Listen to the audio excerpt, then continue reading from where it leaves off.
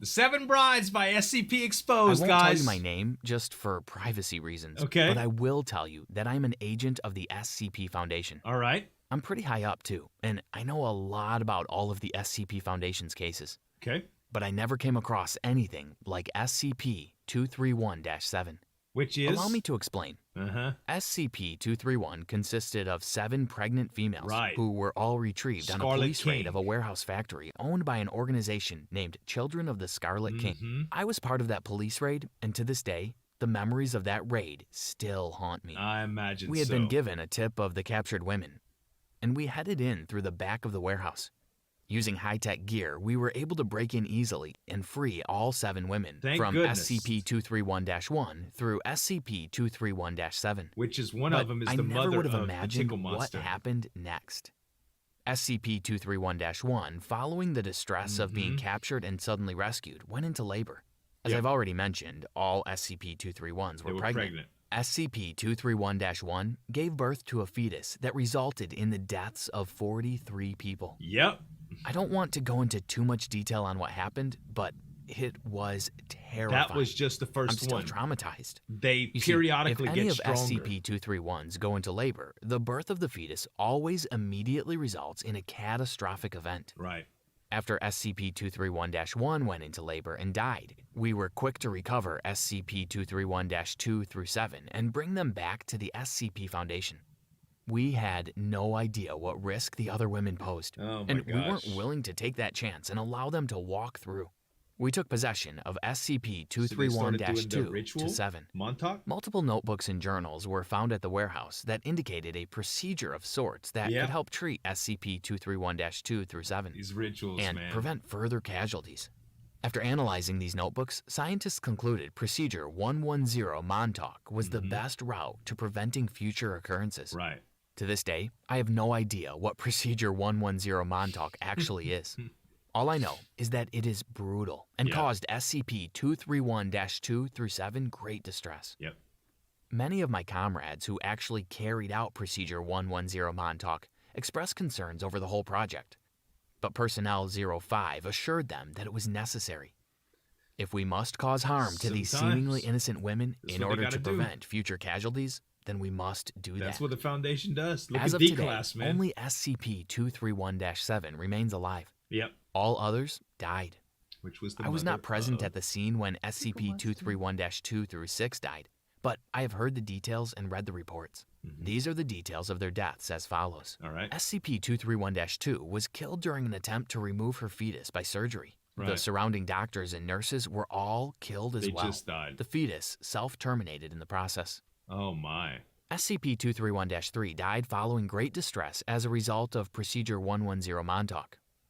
She then went into labor, resulting in an event that caused the death of 10 people. Right. SCP-231-4 was treated to SCP-500, an item that consists of pills that can cure any disease. Oh, I see. Although the treatment was somewhat successful, as parts of SCP-231-4's condition were expelled, the remains were still active, and SCP-231-4 died in labor. Wow. SCP-231-4's fetus also resulted in the death of 58 people.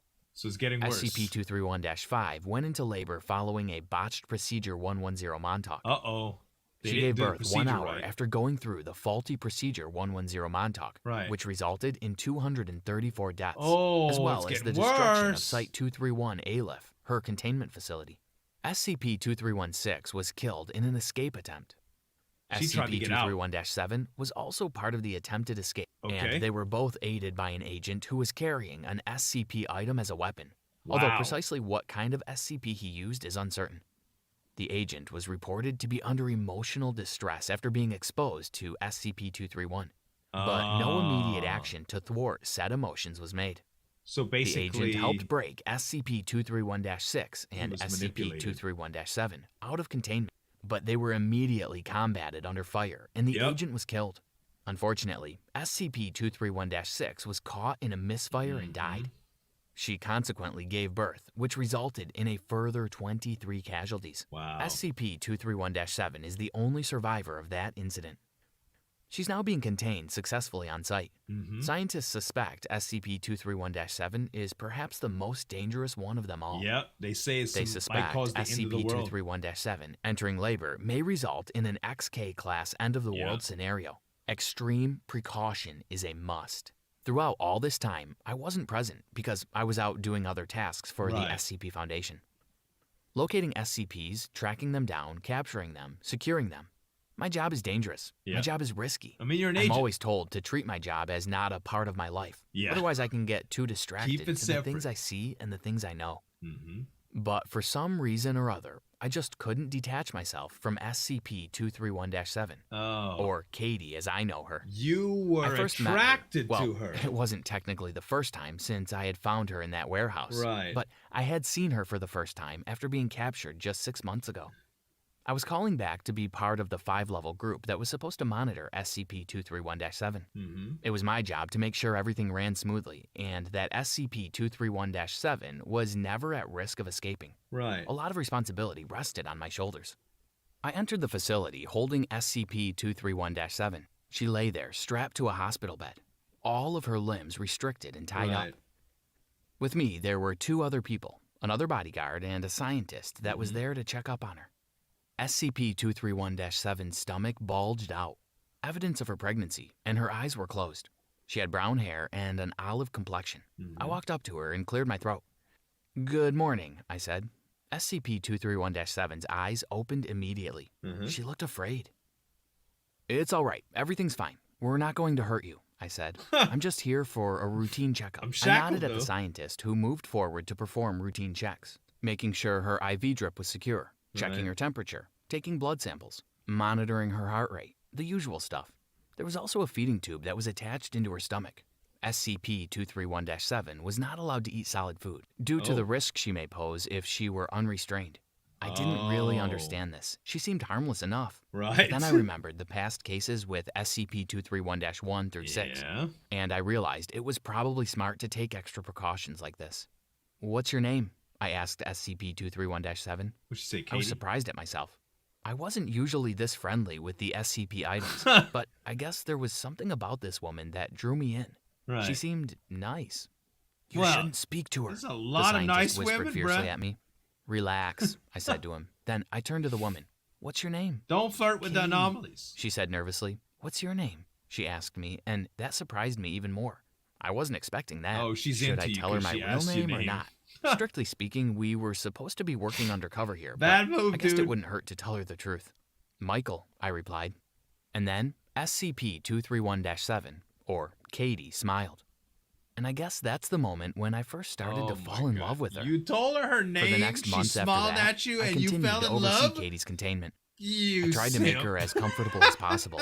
I chatted with her often, I read her stories, I talked about the outside world. But I could tell the people around me were nervous.